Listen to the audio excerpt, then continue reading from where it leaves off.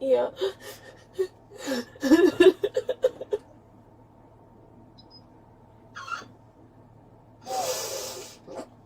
Please.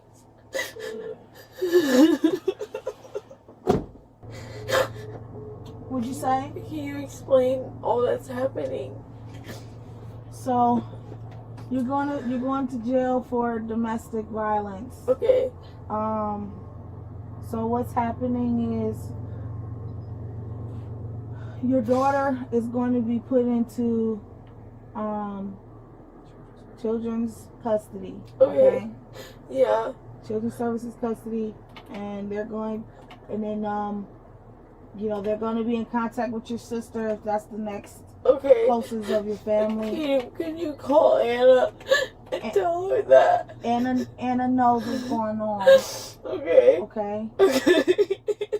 On May 12th, 2023, at a quiet home in the United States, police were called after a woman was reported to be heavily intoxicated, causing a disturbance and becoming violent inside her own family home, where young children were asleep. In the minutes that followed, the officer's body-worn cameras captured everything, from her repeated denials to the witness statements that revealed the truth. In the end, the decision was made. She was arrested for domestic violence. Through sobs and tears, the intoxicated mother was led away in handcuffs, escorted into the back of a police car, while her child was placed into the care of Child Protective Services.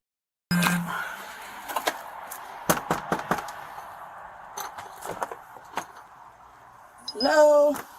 Hello. Hi. Hey. Hi. Can we? You got a dog in here? What? Is the dog put dog? up? Is the dog put up? Is that Miss Torres? Yes. Hey, let's talk to you for a You want to come second. talk to us out here? Hey, how are you doing? Hi, I'm good. What's going on? Go ahead, step out. Okay. What's going on? No weapons on you or anything like that? Can you turn around for us? Just to make sure? Alright. Alright. So what's going on tonight? Nothing? You sure? Okay. Alright. Was you drinking tonight? Yes. Okay. So did you get into an altercation? No. Nothing physical happened? No. Argument? No. Okay. I was just drunk. Did you argue with anybody? No, I don't think so. Okay. Where was you out tonight? Home? You was drinking here? Yes. Okay. Alright. So nothing happened between you and your sister's husband? I don't think so, Okay. no. He was just worried. Like, he was, like, contemplating where I was, like, Okay. he's a cop. Yeah. Okay. Alright. Do you take any meds at all? Yes. What do you take? I take Seroquel and Depakote. Okay. Yeah. Have you been taking them today? Yeah. Okay. Do you know you're not supposed to take that and drink? You're so quiet. Sorry. I appreciate it, but do you know you're not supposed to take that and drink? Yes. Okay. So, when did you take your medicine today? About like 5 o'clock today. And then you started drinking what time? About like 8. Okay. Alright. Do you feel safe at all? I did. Did you eat today? Yes. Okay. And you take your medicine all the time? All the time. Do you have any feelings or thoughts about killing anybody, hurting anybody? No. Anybody yourself No. at all? Your baby? I'm fine. Okay. Do you usually drink? No. And your sister take? No. Okay. What's going on? Why you start drinking today? I'm depressed. Depressed? Yes. Yeah, there's programs and there's people that you I could know. go talk to. You have a caseworker, I'm right? very blessed. Okay, Yes. all right. So you know that you can reach out to those people whenever you're Yes, feeling low. cute. Whenever you're feeling low and down, you can reach out to those programs to try to assist you. I thought I could overcome tonight, but like I know I'm very blessed. I know I'm just kidding. I'm just saying. Yeah. Your forehead. What happened to your forehead I there? used to pick. Okay. But you got like fresh blood on your forehead. You do. Dry blood. It's dry, but it happened like Do just you have recently. any, like, can you show me Are your you hands? cut at all? Okay. Can you see up under your nails? Okay. Two officers arrive at the residence and make immediate contact. Following protocol, they ensure there are no weapons and ask the woman, identified as Ms. Torres, to step outside and speak with them. When questioned, she insists that nothing happened and claims she had only been drinking. She denies any argument or physical altercation. However, she does admit to taking prescribed antidepressants, Seroquel and Depakote, and acknowledges that she consumed alcohol after taking the medication. Her statements remain inconsistent. She repeatedly tells officers that she is fine, yet visible injuries suggest otherwise. A fresh cut and dried blood are seen on her forehead, raising further concern about her condition and credibility. I've been through a lot, but like, I'm okay. Okay. All right. So you said nothing happened physically. Yes. Okay. Did anybody put their hands on you? No. Did you put your hands on anybody No. else? Okay. Are you sure about that? Yes. Okay. Okay. So if we asked your sister, Yeah, they can tell you the truth. okay. It's cute. Okay. All right. Where's the dog at in the house? Winnie? What kind of dog is it? Is it a big dog? No. She's little. She's cute. Okay. Alright. Where is there could you have your I can probably go upstairs. Of course.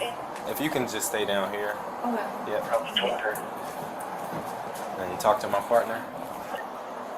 Officers separate Ms. Torres and speak with her sister. She explains that Torres went to the corner store several times to buy alcohol and returned intoxicated.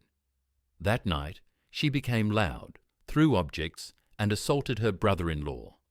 The sister notes that her two young children, ages 4 and 6, were in the house during the incident. She adds that Torres had been through rehab before, but this relapse left the entire family fearful. You said the baby's upstairs? Yes. Okay. Hello. I'm sorry to bother you. Hello. Winnie. I just want to talk to you about the incident that occurred. Just to get your side of the story. So what happened? Yeah, she just kept going to the corner store like a few different times a day, and apparently every time was getting more and more alcohol. Okay. This is the corner store right up here. Okay. And then, yeah, like 10:30, Mikey got back, and she was at the corner store again. So he was like, I'm just gonna go pick her up. And then he was gone for a little while with her because she was like shit-faced, so. Okay. And yeah, she was just getting kind of, like obnoxious and Okay. like throwing things and yelling, and then she was like punching Mikey and screaming at him Okay. because he was just trying to like make her calm down because it was, like I said, it was late, so our kids were sleeping. Yeah. Because we have the babies, then we have a 4 and 6-year-old. Okay. All right. So you actually seen her get physical with them, or? Yeah. Okay. All right. Does this happen often? No, because she like he said, she's been on probation. Okay. And staying with us for a year, and then aside from a slip up she had a few months ago, and then she went to rehab for that, so she was fine. Okay. But yeah, it's been at least like 6 or 7 months since she got back from rehab, and nothing's. Okay. So you say today she was going back and forth to the corner store again, things to drink. Yeah. At some She kept time. saying she was getting energy drinks, but apparently she was getting like alcohols and stuff. So. Okay. All right. And then you say your husband went to go pick him up, and then at that point in time, that's And yeah, like when they got back from that, she was just kind of acting manic, and it just kind of progressed from there. okay. All right. Then you said you saw her physically hitting him or attacking him, or I didn't see her, but like they were like right outside the door, and then he showed Okay. me the thing on her chest. okay. Like she was just like hitting the walls and herself, and then Mikey tried to like grab her hands and like restrain her from hurting herself or like breaking anything, and then she was like hitting him, and then she like grabbed his chest right here and like scratched him right here really bad. Did she end up breaking anything in the house? Not that I know of, but I've been up here with the babies. Officers turned to Ms. Torres' sister for her account. She calmly explains that Torres had been going back and forth to the corner store throughout the day, each time bringing home more alcohol. Later that evening, when her husband picked Torres up, she was already heavily intoxicated. According to the sister, Torres began yelling, throwing things, and eventually struck her husband as he tried to calm her down. The sister stresses that her children were upstairs at the time, and the situation quickly became unsafe for everyone in the home. Did you like break anything here today? No, I don't think so. I didn't harm myself or nothing. Okay. But did you like kick anything? I mean, that's only up to him. I don't think so. Like, maybe. Maybe in your room? Like the glass or something? We can go look. Yeah. Okay, look. Look, it's so cute. Like, imagine I wasn't there. It is cute. Right. What happened to your mirror here? I don't know. Okay. Today? No, not from today. Oh, like another dime? Yeah. Okay. But this is from, like, way earlier. Okay. What about back this window right here? Is it broken? No.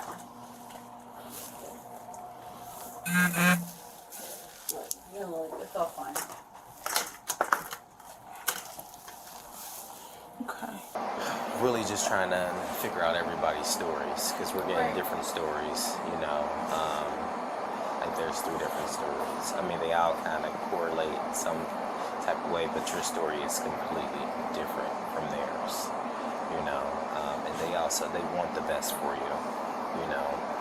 But as far as your story today, when Mikey picked you up from the store today, what transpired there?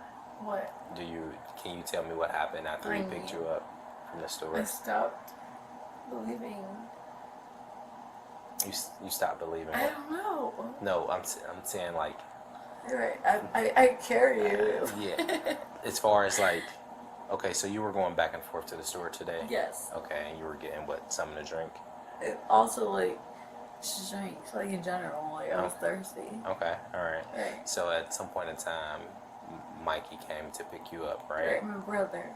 Your brother came to pick you up. Yes. Okay, all right. So what happened on the way from the store to here? I got sad. You got sad? Okay. Did you get upset? Did you get physical with him at all? Did you push him?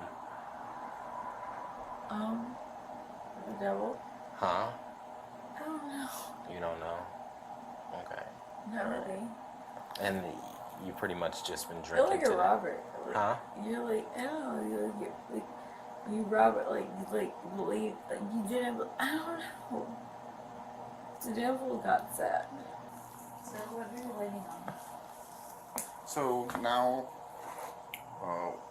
with everything that happened, we contact our police legal advisor, and they're kind of going to make the final decision on what happens tonight. Okay. Okay? Yeah. So that could mean you leave you here, you go to sleep. That could mean Yeah, they authorize a charge, and you go to county. You know what I mean? So it's just up in the air. So I just wanted to be honest with you, okay? Right. I could go to sleep. Yeah, for sure. Yeah.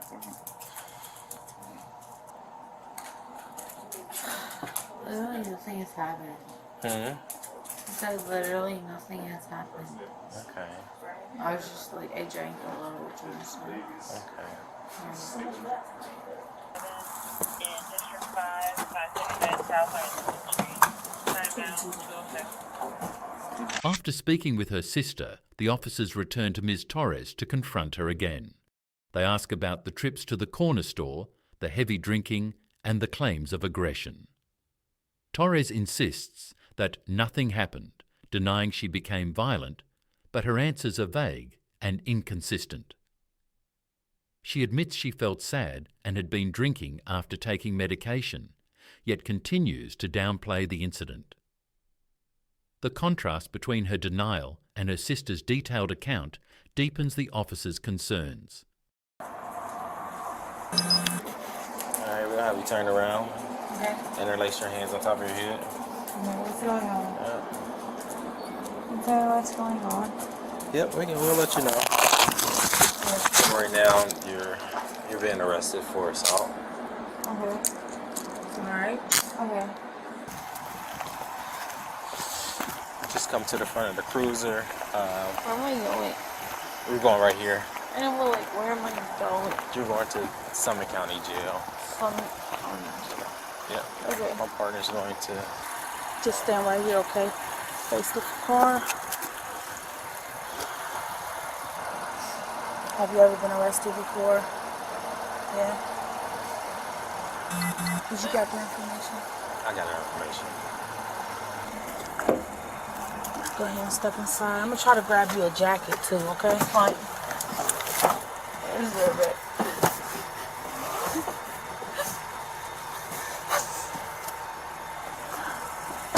With conflicting statements, visible injuries, and concerns for the children's safety, officers make their decision. Ms. Torres is informed she is under arrest for domestic violence. Handcuffs are placed on her wrists and she is escorted to the patrol car. Through tears, she asks where she is going. The officers explain she will be booked into Summit County Jail, while her child is placed in the care of Child Protective Services.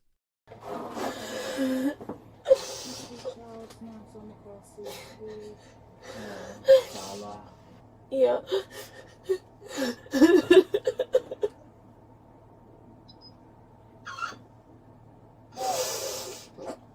Please.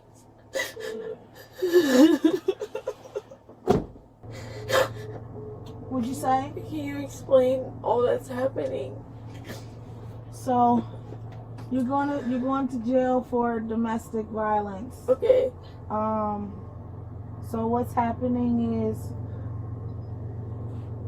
your daughter is going to be put into children's custody. Okay. Yeah. Children's services custody, and they're going to be in contact with your sister if that's the next Okay. closest of your family. Can you call Anna and tell her that? Anna knows what's going on. Okay. Okay. Okay. I'm sorry this is happening.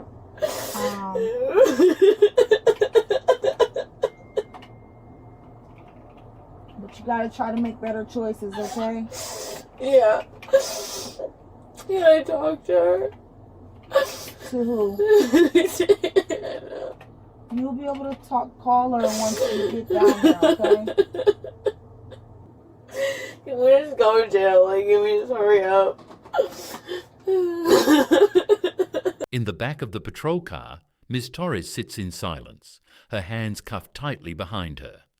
The weight of the night settles in as tears stream down her face.